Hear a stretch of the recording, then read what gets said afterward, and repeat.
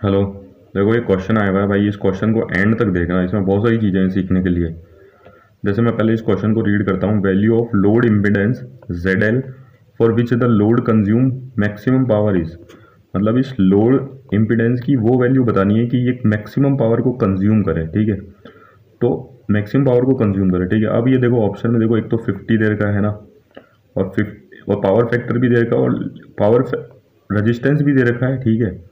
और power factor भी दे रखा है, और पावर फैक्टर लीडिंग है या लैगिंग है वो भी दे रखा है, सारे ऑप्शन में, ठीक है। अब आप सी ऑप्शन देखो, इसमें 30 ओम दे रखा था। आधे बच्चों ने तो यही लगा दिया हुआ। देखो मेरी बात सुनो।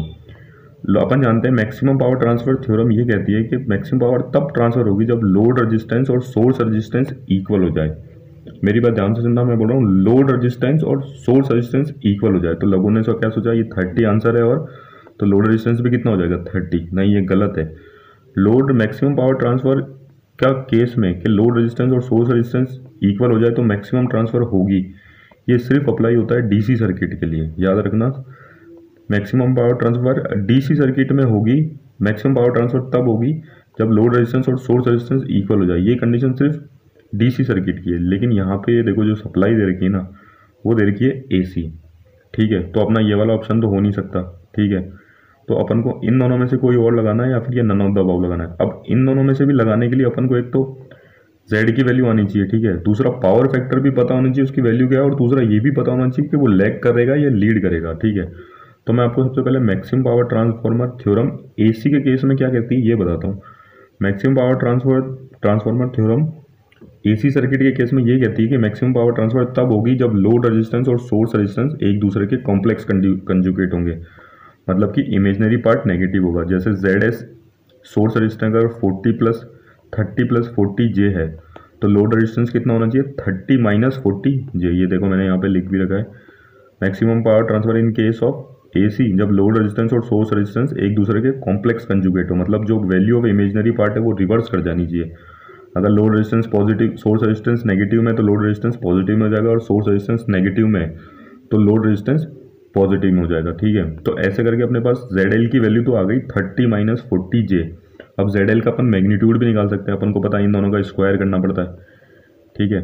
ये देखो मैंने यहाँ पे मैग्नीट्यूड निकाला है। ZL का मैग्नीट्यूड आ गया अपने पास रियल R का स्क्वायर, ठीक है, और X का स्क्वायर, ठीक है, रिएक्टेंस का स्क्वायर, ठीक है। तो ये हो गया 50 ओम।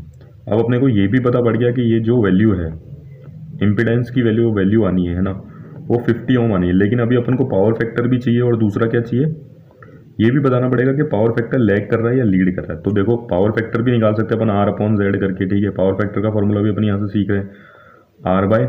रेजिस्टेंस कितना है 30, और Z अभी अपन ने कैलकुलेट किया कितना 50।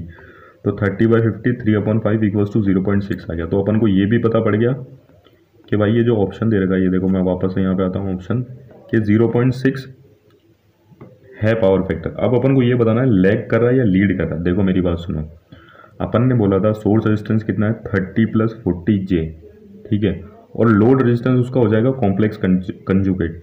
तो मैं सोर्स रेजिस्टेंस पे आता हूँ 30 प्लस 40 J। ये जो कैपेसिटिव ये जो रिएक्टेंस है ये यहाँ पे पॉजिटिव में है।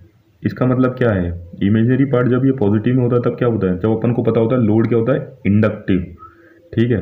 और इंडक्टिव के केस में हमेशा पावर फैक्टर लैगिंग होता है। देखो मैंने ये चीज़ें यहाँ पे लिख भी दी है, ठीक है। गिवन प्रॉब्लम में सोर्स रेजिस्टेंस 30 प्लस 40 J हो रहा है। पॉजिटिव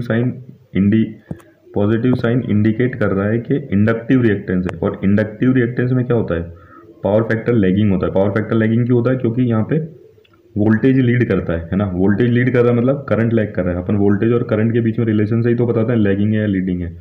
तो अपन को ये पता पड़ गया कि सोर्स रेजिस्टेंस क्या था, कैप इंडक्टिव था, ठीक है। और लोड रेजिस्टेंस इसका क्या है कॉम्प्लेक्स कंजुगेट। उसमें साइन कौन सा आ गया नेगेटिव आ गया 30 माइनस 40 J। तो यहाँ पे माइनस साइन क्या इंडिकेट कर रहा है, जो लोड इम्पिडेंस है वो क्या है कैपेसिटिव है। और कैपेसिटिव के केस में क्या होता है करंट लीड करता है, मतलब लीडिंग पावर फैक्टर है। तो अपना जो फाइनल आंसर बनेगा वो क्या होगा,